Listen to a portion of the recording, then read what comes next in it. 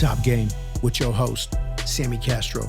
Episode 35, Master Sergeant Jeff Averette, Command Senior Enlisted Leader, Marine Corps Software Factory, Austin, Texas. In this episode, Jeff and I explore the intersection of Marine Corps traditions and cutting-edge software development. Top goes on to share his journey of adapting to leadership in a technical environment, the role of the software factory in shaping the future of the Marine Corps, and how we're empowering Marines to drive innovation today. This episode sheds light on the importance of creative problem solving, fostering talent, and adapting to the evolving landscape of military technology. This episode is available in two versions, an abbreviated one that runs just under an hour, available on all podcast platforms, and a subscriber-only edition on Apple Podcasts, which includes the full-length interview.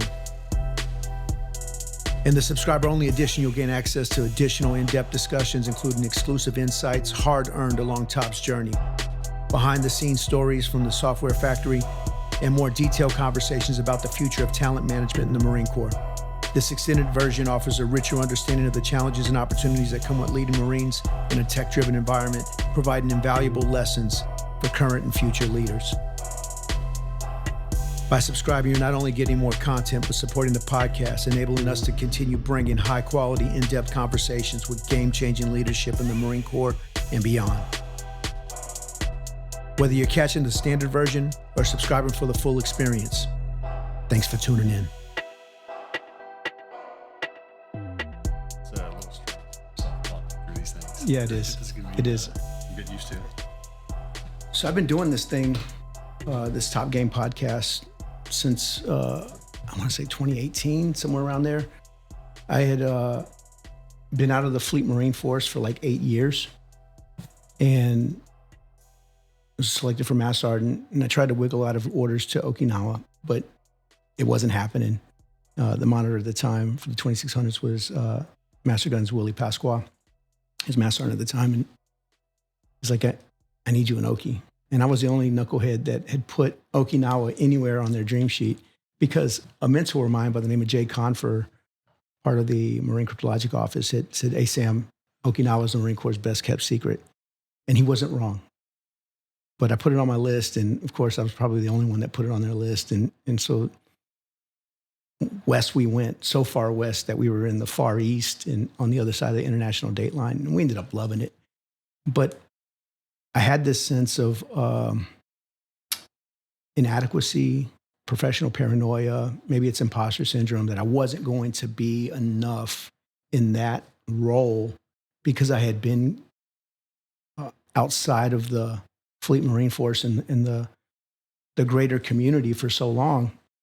And so what I did was, kind of a little bit of a mixture between Joe Rogan and Jocko Willink, started sitting down with staff and COs who I knew, loved, respected, looked up to, admired, in order to ascertain what it was that I needed to catch up on, and then how to find some level of balance between our personal and professional responsibilities. And eventually I settled on this idea or this concept. If Sergeant Castro could sit there and listen to Master Guns Hartman and Master Guns Owen, two mentors of mine, and have a conversation, and me just to have the opportunity to just be a fly on the wall and not interject, not interact, just observe, listen, and then capture what were the takeaways, what would be the potential takeaways from those types of conversations. And that's kind of where this thing came from.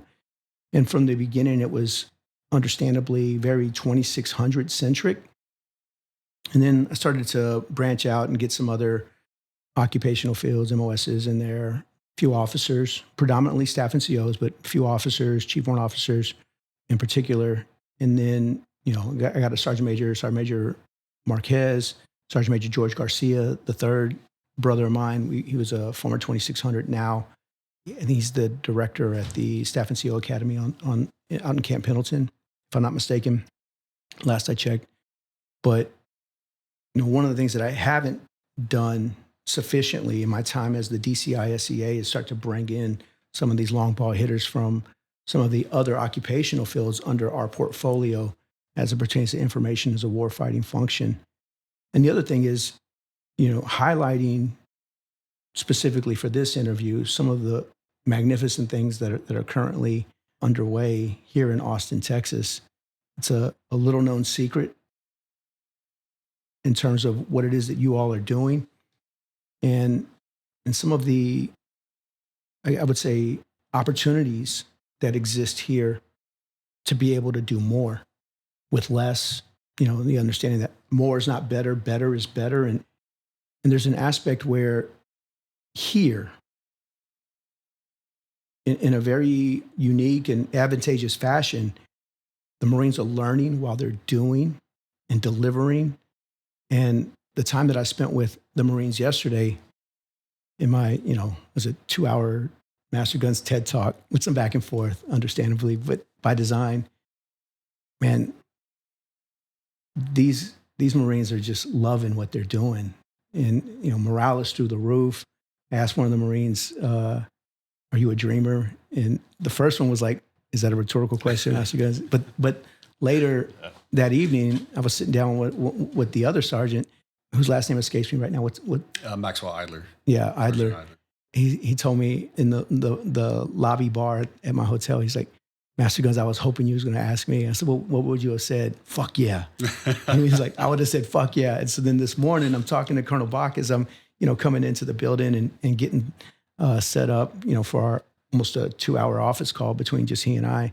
And I told him, I said, Idler was kind of upset that I didn't ask him if he's a dreamer. So when we come out of the office, I ask him, I said, Idler, are you a dreamer? Fuck yeah, Master Guns, I'm a dreamer. Oh, good. But, a lot of the magic of this place is that you're allowing these Marines to realize their fullest potential in strange and unusual ways. And it's illuminating the path of where we need to go as it pertains to data centricity, information as a warfighting function, and also the amount of creativity that is exhibited here. The Marine understands that there's a problem. How do we solve it? Hey, if there was a problem, I'll solve it. Check out the hook while my DJ revolves it. You get what I'm saying? It inspires them, and they have this fire and this passion. Like, how do you not enjoy your time here? For you, as the senior enlisted leader in this, strange and unusual location, what have been some of like the defining moments that you've had individually and then maybe even collectively? Okay, so for individually, you mentioned at the very beginning about feeling like you have imposter syndrome. I definitely did the same. Moving from what I've done for the past, it'll be 20 years next month, to direct support of the lieutenant colonel in the type of position that he's in as the director. It was there were many times that I felt like I was an imposter, it was great to be here. Was happy the entire time. It's like, God, I don't deserve to be here. Like, what am I doing? And it took me about 6 to 8 months for me to realize that I wasn't doing the job the way I should be, and that was expected of me by him and the Marines. And I'm very operationally minded and attracted to it. So that anytime anything about an application or a potential application or anything to do with the FMF would come up, I would quickly deter from my actual responsibilities as a senior enlisted, doing all the different administrative contracting, just everything in the office, and completely neglect that because that's what I love.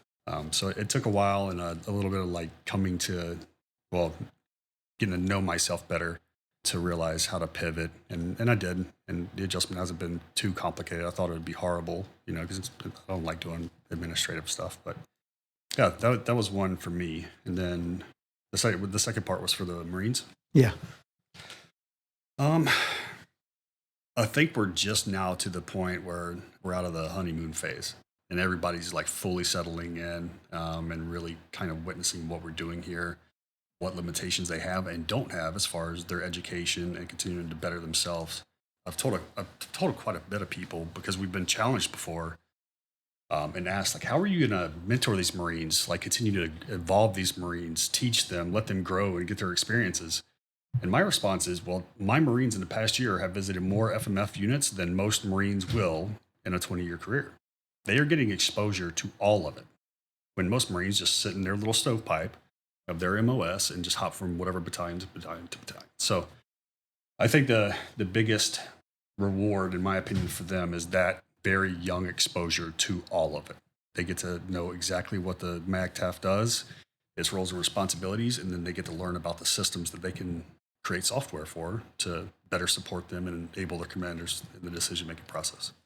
So primarily, you all have 06s in this venue, and a lot of that was just predicated on that's where we carved the structure from out of DCI IC4 to start this pilot initiative, Silicon Valley startup, so to speak, here in the middle of Texas, by, with, and through the partnership that we have with the Army Futures Command.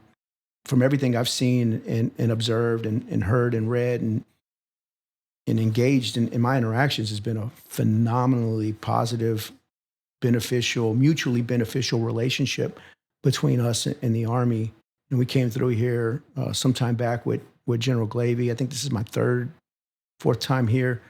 And I always learn something new. And it's almost like, for me, it's reinvigorating every time I come out here. One, because I love Texas native.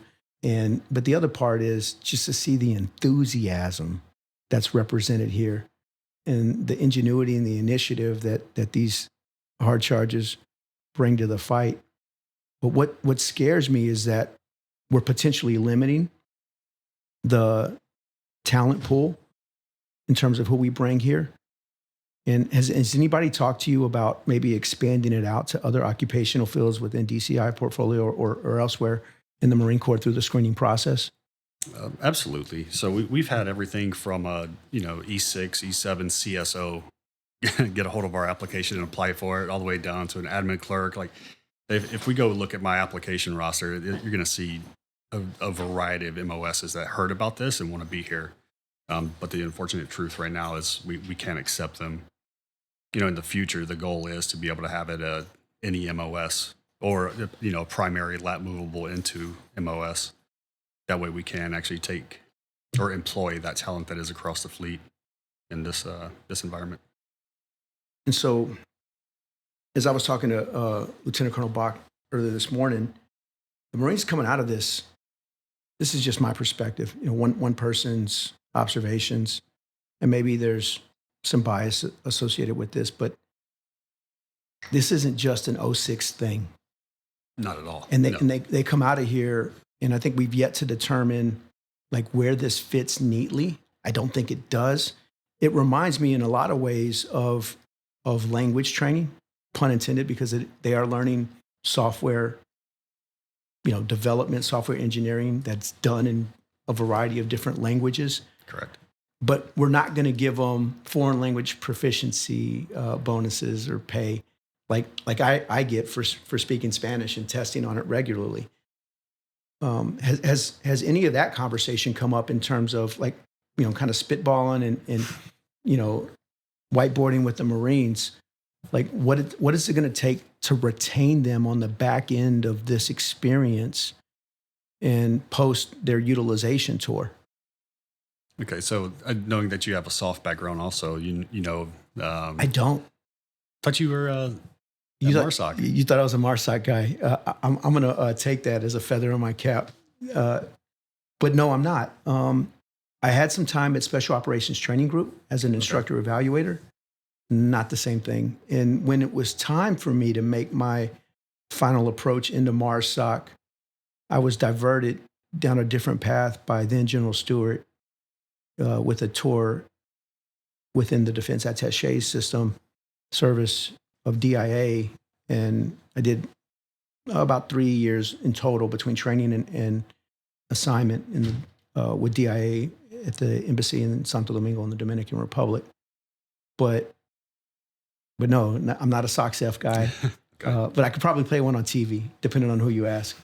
Sounds good. So the SOCs get a 5-year rotation, and then they're pushed back out to the fleet for utilization. So coming from there prior to being here, that was a huge attrition cause for them. Like we were able to keep SOCCs in because they were being forced back out to the fleet. And like once they would make it to the fleet, they wouldn't be utilized in the way that they were with all the capabilities they were given and trained while they were at MARSOC. So, very disgruntled Marines. So that's what we're trying to avoid. So before these Marines will PCS back to the fleet to do their normal jobs, our goal is to actually have this established as a unit in an MLS. That way their next landing place is at a software development platoon under one of the MEFs or the MIGs for further utilization. But right now, that's completely aspirational, right? That doesn't Correct. exist. And part of the conversation that I'm going to have with General Carter as the new DCI, who's not had the opportunity to visit as of yet. We just passed beyond our 30-day initial observation period, which a lot of that was just observe and assess, observe and receive, readouts and wave top executive level briefs on what the respective divisions in DCI are undertaking on a daily basis, and projected opportunities, challenges, so on and so forth. But when he comes out of the executive offsite, there's going to be a requirement for us to get to the MEFs and engage in those venues. And so he's probably not going to be able to get to Texas anytime soon with, once you start factoring in November and birthday ball season, holidays, and so on, which is one of the reasons why I came out here alone. Stopped off in San Antonio, met with some of the Marines down there from MCSB, because there's some things that they're doing that not necessarily replicate or mimic, but they're potentially amplifying or supporting what it is that you're doing here at an unclassified level in an open environment. I foresee down the road future graduates or alumni from the Marine Corps Software Factory going into certain elements within the intelligence community where we have a established placement, access, structure. But where it gets weird is that they won't be 06s Mm-hmm. in those formations. And that's not completely true. We have some stuff through Marforce Space and elsewhere. But one of the discussion points that we had yesterday was you guys need to be read in appropriately, sufficiently informed rather, and so that you're not working with your blinders on. You can see the bigger picture. And I think there's opportunities to be able to provide that.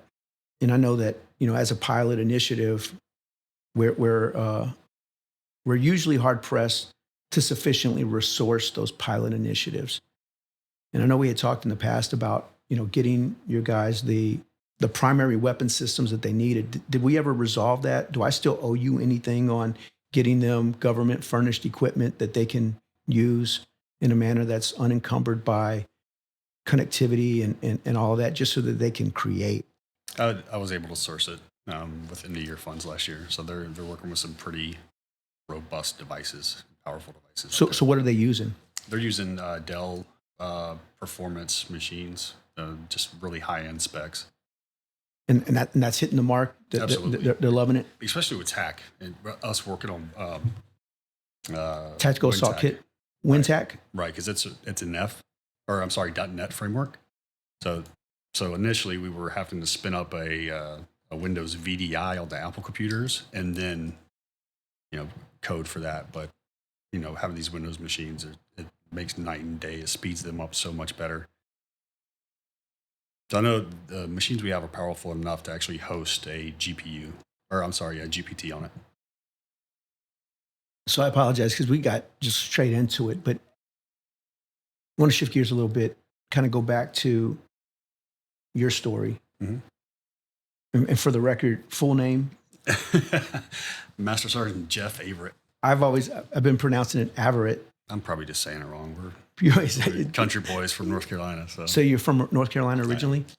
Family history of service in the Marine Corps or military? None of that? No, me and my cousin joined. Well, he joined 2 months before I did, but other than me and him, that's it. What service did he go into? Marine Corps. He was a Marine. What was his MOS? He was a tow gunner. Tow gunner. And you came in knowing you wanted to be a comm guy? Absolutely not. What did you No, want to be? I wanted to be an aircraft mechanic. I went to college before I came in. It's a tale well told. Yeah, for automotive technology. And I'm like, okay, well, I'm going to go work on aircrafts. Where did you go to school? It was a community college in Charlotte. Okay. Yeah. And then you got lost on your way to college, ended up finding your way to a recruiter. How old were you then? I was 20. No, I was working in a dealership by then. Okay. So you'd actually graduated, got your certificate or Correct. associates, My certification. Certification. ASC certifications. and then was doing that, but it wasn't I just always wanted to join. So like, it wasn't hitting the mark. this is probably going to shock you. So I'm actually a high school dropout. I dropped out in 10th grade. So in the state of North Carolina, it's going to be kind of long-winded. State of North Carolina, if you're not currently in high school or 18, you cannot get a driver's license until you're 18. So dropping out at 16, I'm just sitting around. So I decided to go work with my mom's boyfriend tying rebar. So we actually built the parking deck at the Raleigh-Durham International Airport from the age of 16 to 18. Okay. So I went and did that. 2 years of dedicated service. Yeah, absolutely. Yeah. Well, he was a Marine Scout sniper.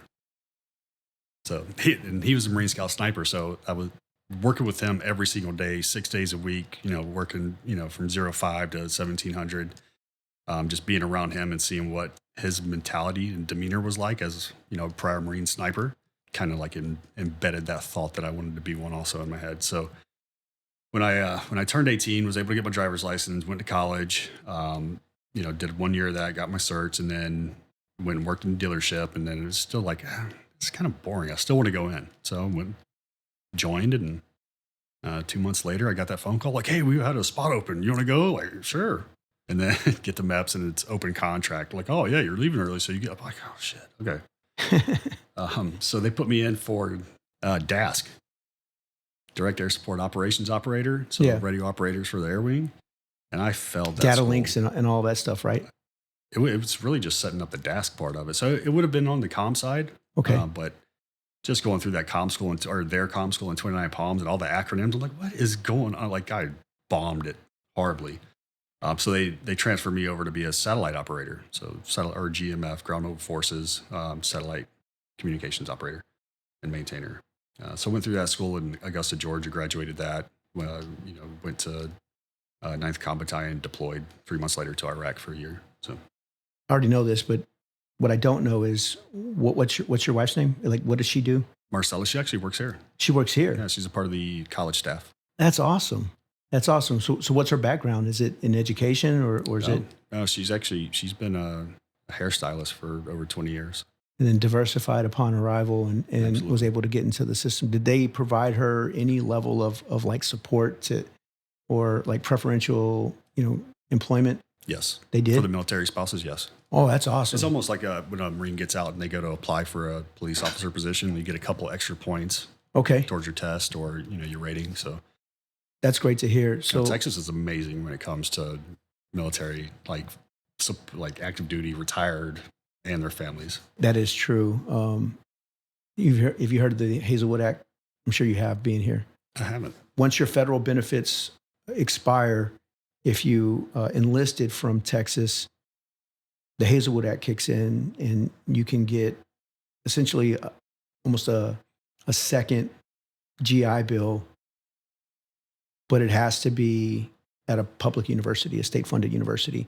It's my understanding, and I'd have to look this up, is that there was a lawsuit that challenged the limitations of having to enlist from Texas for people that eventually become citizens of Texas to afford them access to the Hazelwood Act as well. I can see that because a lot of Marines want to retire here because they don't tax your, you don't have to pay, land tax?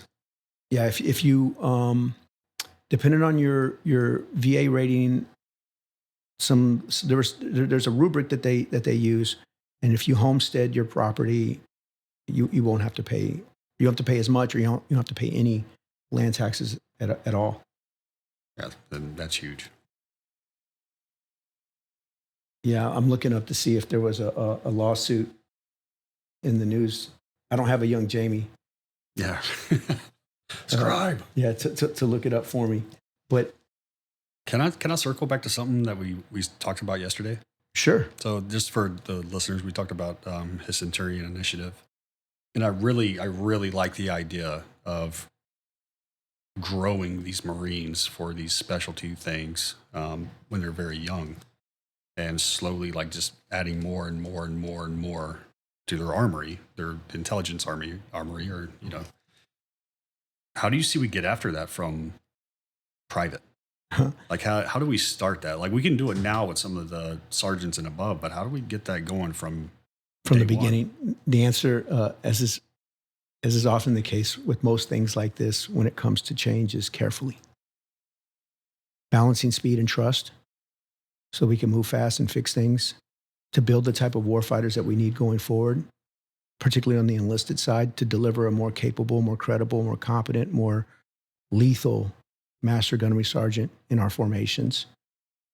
And, some of it, came up in my interactions with my peers at the E9 level, working at 3-star, higher, external command senior enlisted leaders. I've had the opportunity to broach this subject with Chief Bruce from NSA Cybercom, Chief Master Sergeant Simmons, Spacecom, who are natural and seamless pipelines to employ Marines within that organization at different levels. Guys like Master Sergeant Bowden, an artillery staff NCO, serving as a senior enlisted leader in Colorado, that understands fires and space. And I mean, like, it's Is that mountain of a man you were talking about? Yeah, he looks like he could bench press at Ford Festival. I wish I would have recorded an episode with him. I have to go back and do it. Yeah, he and I, we hit it off immediately. He's one of those guys, like, if, we were junior Marines at Radbin, I would have fought tooth and nail to get that son of a bitch on my team, right? I had a lot of latitude when it came to team composition on my deployments. And then when I was being countered by higher, I learned to appeal to the appropriate senior enlisted authorities to counteract those efforts, and just using almost like a linguist should, right? The appropriate phrases, eloquent logic, forceful assertions at the perfect point in time and space. Almost like, what was the phrase that Colonel Bach talked about today? Nunchi, right? Having nunchi. That doesn't have a definition, just the meaning. It's got to have a definition, man. Like, I get that there's probably not a perfect nunchi Korean. There's got to be like something on this. Korean concept signifying the subtle art and ability to listen, engage others' moods. Maybe emotional intelligence. Mm-hmm. Central importance to the dynamics of interpersonal relationships, literally translated as I measure. There's some other terms associated with that. I'll hold off on taking us down that rabbit hole. But coup d'oeil is and I'm probably mispronouncing it, but the stroke of the eye in French is another relevant and related term. As it goes with the Centurion piece, any idea that potentially disrupts or shakes the foundation of how we've always done things immediately agitates the permafrost and the antibodies and the friction points and the obstacles and the fence sitters, the feet draggers, the naysayers, in this adversarial fashion. And the quote that I shared with the Marines yesterday is something that I stole from General Glavy from Machiavelli. There's nothing more difficult to take in hand, more perilous to conduct, or more uncertain in its success than to take the lead in the introduction of a new order of things. For the innovator has enemies in all those who profit by the old order, and only lukewarm defenders in all those who would profit by the new order. And this lukewarmness arises partly from fear of their adversaries and partly from the incredulity of mankind, who do not truly believe in anything new until they have had actual experience of it. And so how do we embolden or encourage these people who would potentially benefit from this to leap and take action? This last Sergeant Major of the Marine Corps Symposium, we covered this, and as well as a bunch of other topics, in 2 one-hour sessions for different audience groups. But this idea of fighting smart in the fight for talent, in the fight for information, and understanding that as we're currently man trained, equipped, organized, structured in the Marine Corps, there are areas in which Marines will transcend the category or the bin that we placed them in initially. And so these young Marines here who start off as 06s now attain this compelling, exquisite skill set, have become something different. And so we probably have to take a better look at how we employ them on the back end, much like we had to, or much like we didn't do with the SOC-Cs. And I've had some interesting conversations with senior Marines from the 06 community, staff and CO peers of mine, who made the assertion that Marine goes through the MARSOC process, becomes a SOC-C, and all that that entails, and it is no longer optimally placed within the Fleet Marine Force, that they're ruined. That was the word that was used to describe it. And discretion being the better part of valor, sometimes I held my tongue and just earmarked that for later. And it's frustrating to me that we're not employing these Marines in accordance with their capabilities. We're not elevating them in a manner that is going to answer to why they joined the Marine Corps in the first place. And for some of our highest performers, it's about challenge, it's about purpose, it's about impact and leaving this thing better than they found it. And so I got to ask, you're doing that here. How's it feel? It feels great. I do have to hop back for 1 second. So with the SOC-Cs, there was somewhat of a correction and a pivot. So Master Gunnery Sergeant retired Eric Sims. While he was there, he did establish a reciprocity with JCU and pretty much unwritten MOU with MMEA to allow SOC-Cs to be able to transfer directly to JCU or recon battalions and vice versa. So like the JCU Marine communicators can come straight to MARSOC, don't have to go through the training. They reciprocity each other's training to make those follow-on opportunities, so we don't lose those heavy hitter SOC-Cs because they're about to go to a Marine Wing Support Squadron to be the radio chief or the help desk guy. SAR processing at MSgt. Right. Yeah.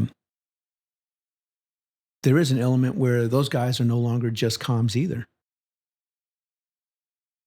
And and I've had this conversation time and again with senior leaders from some of the respective OC fields under DCI.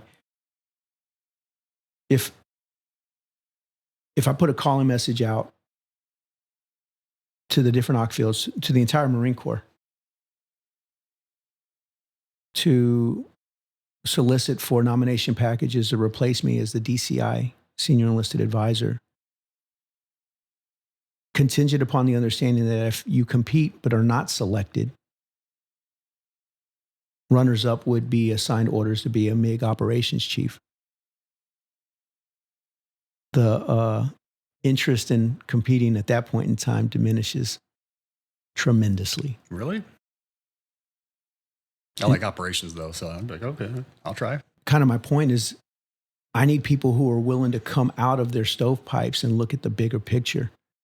And software and data centricity is where this organization here in Austin is centered and focused and fixated. And there are seamless and natural tie-ins across the entirety of the Marine Corps in multiple locations, up and down echelons of the organizational structure. And I just don't know if we've sufficiently conveyed that to the greater tribe. I would agree. It's starting to catch on quickly. So with the My Career app, the data that we were able to pull off of that came out of all of those interviews and being able to collect, like, okay, this specific MOS, we would get more retention if they were allowed to lap move to some type of aviation thing or X, Y, and Z. So just add whatever retention mechanism incentive to that, and we're now being able to pull that data from these interviews and adjust and modify like next year's retention incentives to assist in the retention efforts. What's strange is MMEA has all that data, and then was it MMIB? There's one other branch. I can't think of the acronym right now, but there's another branch that was just here visiting us, Captain Gannon, and I told him about that, and he lost his mind because normally they just go in a room. They're like, okay, let's give this MOS up in bonus. Let's reduce that bonus. Let's do X, Y, and Z. They have no data to go off of what the actual Marines are saying. We interviewed over 11,000 Marines last year. There's data there. Like, make the decision off of that. And through those different interactions from the different agencies, even at Headquarters Marine Corps, and they're starting to learn about one another and learn how we're data brokering for these different organizations. That's an interesting term, data brokering. Yeah, because and General Glavy used to go off on this quite often. What are you doing with the data? Exactly. And it just like vanishes. It's ignored. But we could leverage that to better inform our decision-making processes, to get to that desired end state and start to impact recruitment and retention in a manner that keeps us moving in the right direction. And make no mistake about it, and General Smith was the one that said this to me, like face-to-face, eye-to-eye. Master Guns, talent management is a blood sport. And I've treated it as such since that interaction. But unfortunately, when you start to grab Marines and place them where we don't necessarily have the structure, it gets strange and wonky. And it's going to be one of the key friction points with the Centurion program. On the Intel side, they've pushed towards this 8299 Senior Intelligence Leader MOS, where you would elevate from being a 0291 or a 2691 to be an 8299. And the idea would be that those are the up and out assignments, and there's probably got to be some rigorous and consequential education training attached to it. But those would be the guys at the MEFs and the MAR4s and other locations. But 8299 only gets us so far as it pertains to just intelligence. I have a responsibility and obligation to more occupational fields than just those. And so what's the 8299 equivalent that goes even further into the entirety of information warfare and strategy? And where I've settled time and again as I've thought through this problem a bunch of different ways is it's probably going to be in the 17XX community. And I know talking to Colonel Bach today, he's talked about maybe this is a 16XX Ockfield that we build with some of the efforts, not only here, but elsewhere that we've been doing to include maybe with the 2652s and the data engineering, data science piece to this. Started off from, years ago, I'm going to say like 16, 17, 18 timeframe. Master Guns, now retired, Sam Carter, was pushing for ISR systems engineers to become more than what they had historically been as 2651's SI communicators. And that's received some traction and it's produced some substantial outcomes. And now there's a Nova Community College pipeline associated with that, but it's not exclusive to 2600s any longer. We're looking to broaden the aperture because we're starting to see that where we're headed as a Marine Corps, as it pertains to force design, as it pertains to the future operating environment, and the value of taking that data-centric approach to warfighting and everything that we do. It's not just intel, it's not just targeting, it's not just fires or command and control or just comms. It's in recruiting, it's in retention, it's in manpower and reserve affairs. It's like it doesn't end, it doesn't stop, and it almost transcends definition by the old definition set that we have of occupational fields.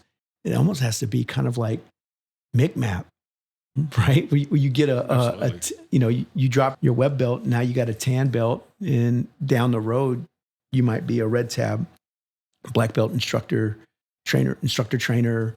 And that's where it gets difficult because we still have to adhere to grade adjusted recapitulation and occupational field health and DERS readiness reports and prioritization of authorized strength reports. And I mean, like, this almost defies the numbers system that we play. And that's been one of the strongest criticisms to what I'm proposing with the Centurion program and this game-changing talent strategy framework, is that I still got to play by the old rules in order to create something new. I think your initiative's achievable. I do think it's going to take a change in the actual processes of how we train our enlisted Marines and how the training and certification impacts their promotion. I've been thinking about this for a very, very long time, and I feel that we allow Marines to be promoted just by hitting their PME wickets or Chiefs course, but we also have this other multi-million-dollar application, MSgt, that we have to answer to. So PME has to be a check in the box. Chiefs course for some MOSs has to be a check in the box. Then why do we have MSgt? If we're not holding that training, MOS roadmap, MOS manuals, TNR standards, why isn't that affecting promotion eligibility? I say that because I think when we get to that point, that will re-enable the Marines to actually be in charge of training their Marines. I'll put you on the spot. Shoot. You said check in the box in a pejorative fashion. Do you think that the PME as it currently exists is just going through the motions? Yes. So your last PME event, what was it? It was the E8 seminar. And how did you come away from that experience? I see the point of it. There's some Marines out there that don't have a lot of exposure to a lot of different things within the FMF. They don't, might not have the same outlook on it and have been stovepiped or whatever situation they would put in. They actually could come out of that with gained knowledge that made them better. I don't feel like it was much of an impact. I feel like I went through, just the process to get the check in the box.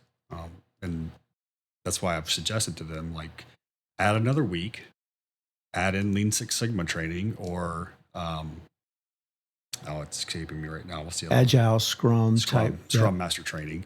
And let us walk away with that with some type of managerial certification, because we're going there to be better leaders and managers of Marines. Make it worthwhile, other than people like me or a lot of Marines out there saying PME is just checking the box. Make it valuable to the actual human, not just the Marine profile.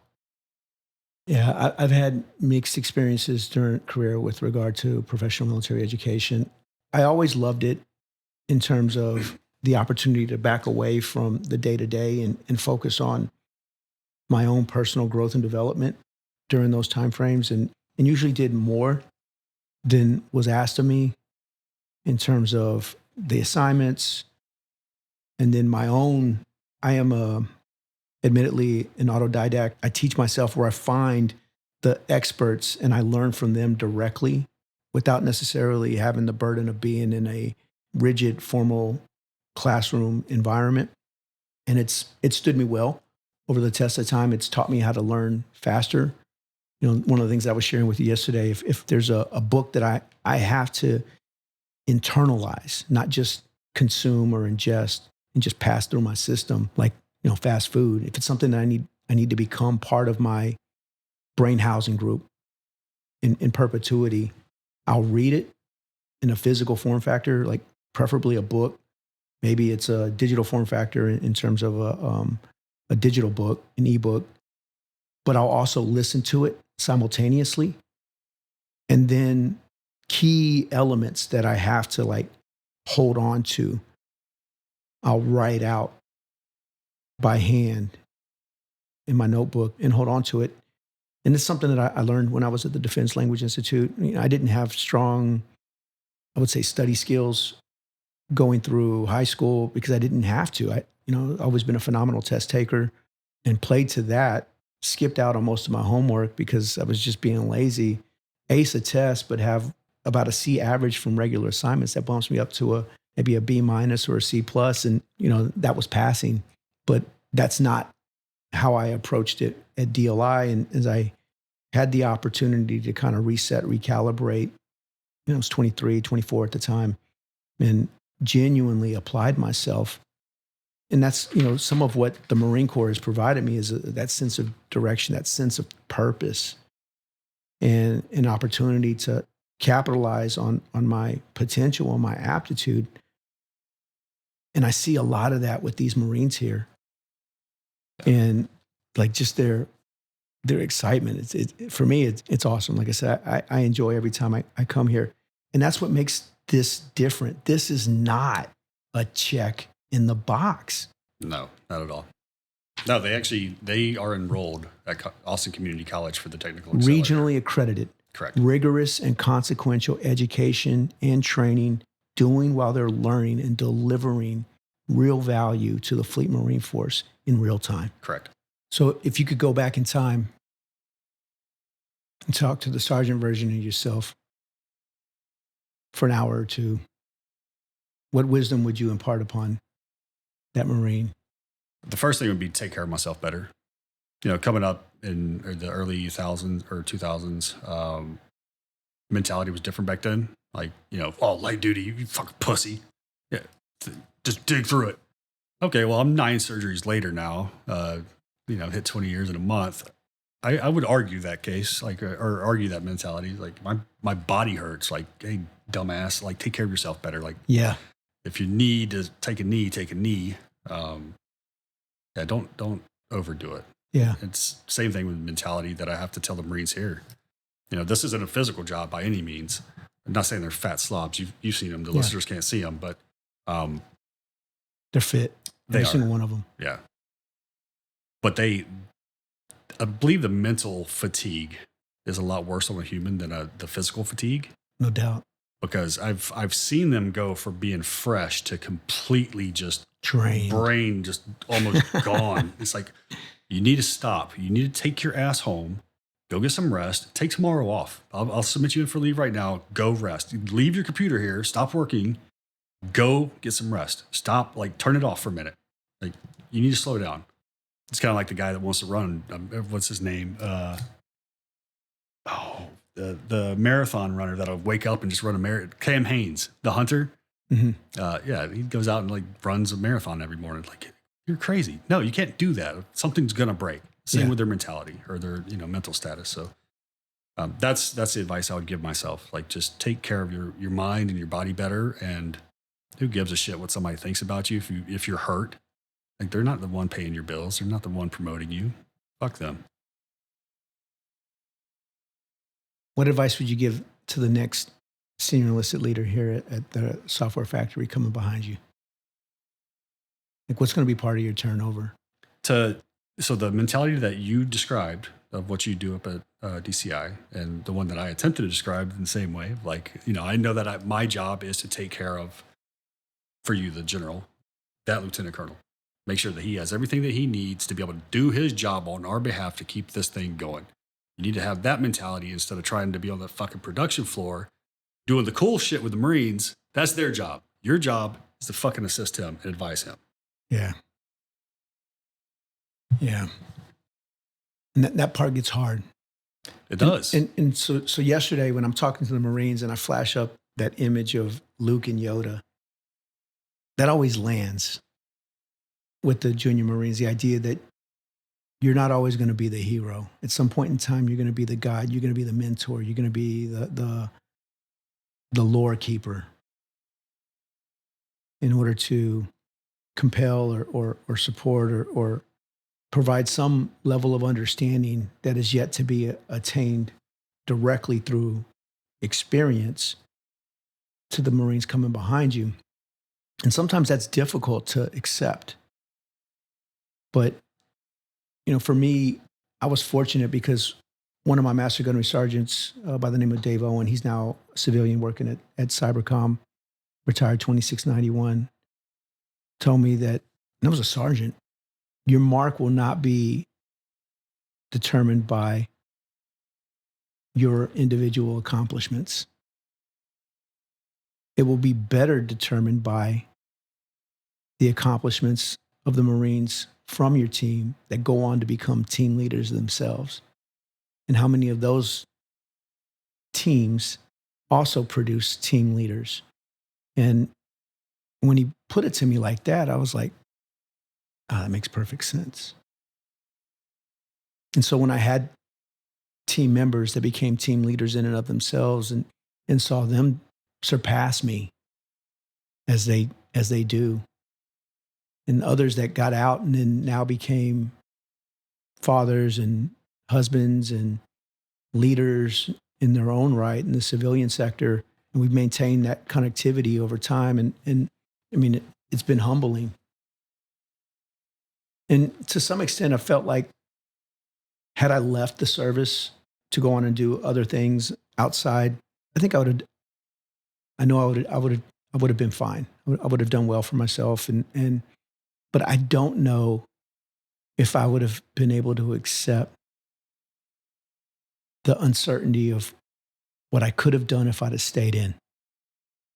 And, this idea that you just mentioned about having this unique opportunity to create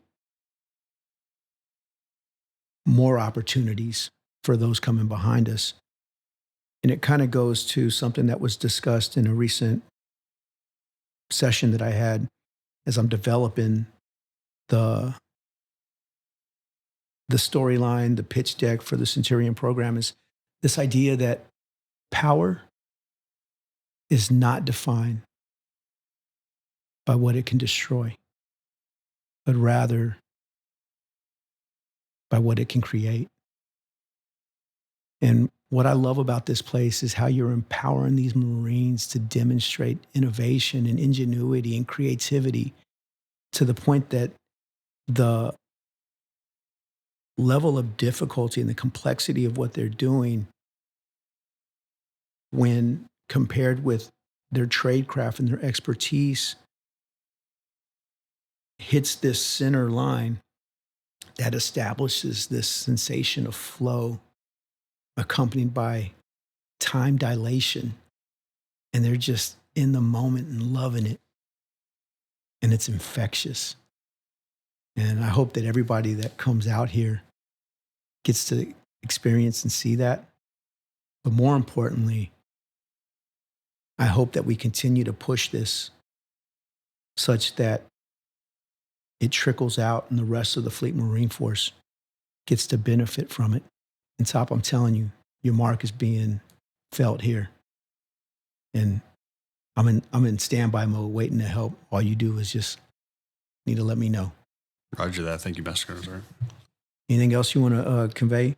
I will ask you though, as you think about that, as I'm starting to grab staff and COs from different occupational fields, who in your mind needs to be part of this podcast in a future episode?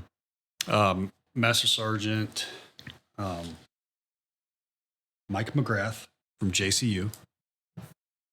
He's sitting in the same exact position I am for them because they have a software factory also. But that's a hell of a Marine. And if I could have picked anybody to be me, like be in my spot instead of me, it would have been him. That's awesome. He's a hell of a Marine. Jesse Is he better than McMahon, you? He is. In every way. You didn't hesitate at all. No, and I say that very humbly. Like, he's a badass. Like, he's just, yeah. Okay. He's what should have been here instead of me. Master Sergeant Jesse McMahon. That just so happens to be that guy's mentor. So, if that speaks any volume to the quality of that human. But those two are amazing. Master Sergeant Ingersoll. I got the John Ingersoll. He's out at First Recon. And there's more as I think of them, but that would be a great, more than one person. That'd be a great group podcast, having those three in a room together. So I usually do it one-on-one like this. It allows for a little bit more of an intimate connection again. Although I have done some instances where there was a group of us, but they had all been interviewed individually before there was a group of us, but I didn't release that. But I was going back through and I was mining some of the audio that I'd captured in the past. You asked me how many podcasts I've done. I've done about 50, but I've only released like 35. Okay. But that's one of them. I also did a podcast interview with Jocko Willink, Really? but I punted into the bleachers, dog.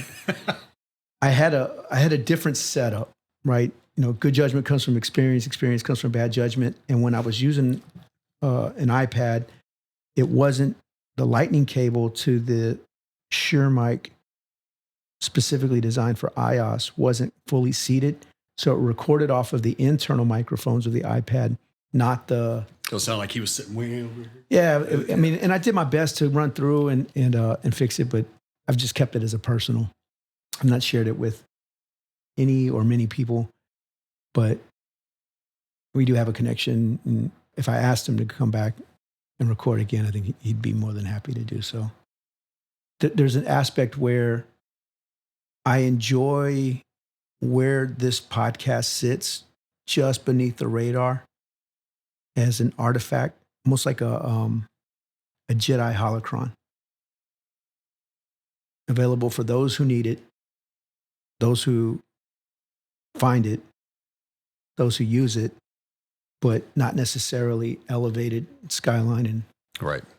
all of us unnecessarily. One of the TTPs that I've learned that works best in the podcast game is finding a micro niche. And, you know, for us and the information portfolio, staff and COs, with some, you know, outliers here and there, it seems to hit the sweet spot.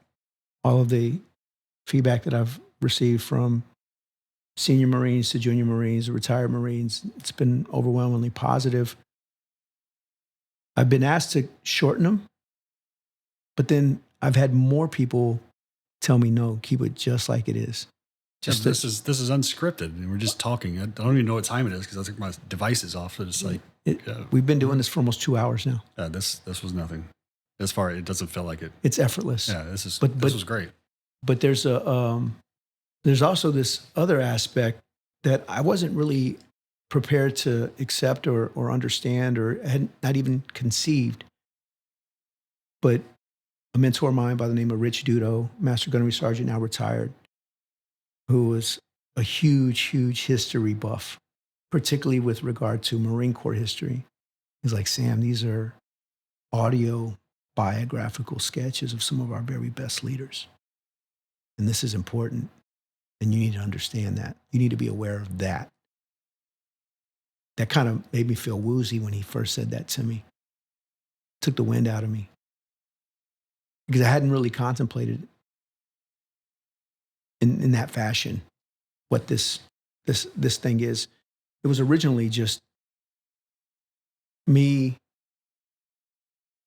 taking advantage of every opportunity to be mentored by guys that I look up to or admire or respect, and some of which may even be, from an organizational perspective, junior to me, but had so much to offer in terms of what I could learn from an in-depth interaction engagement such as this.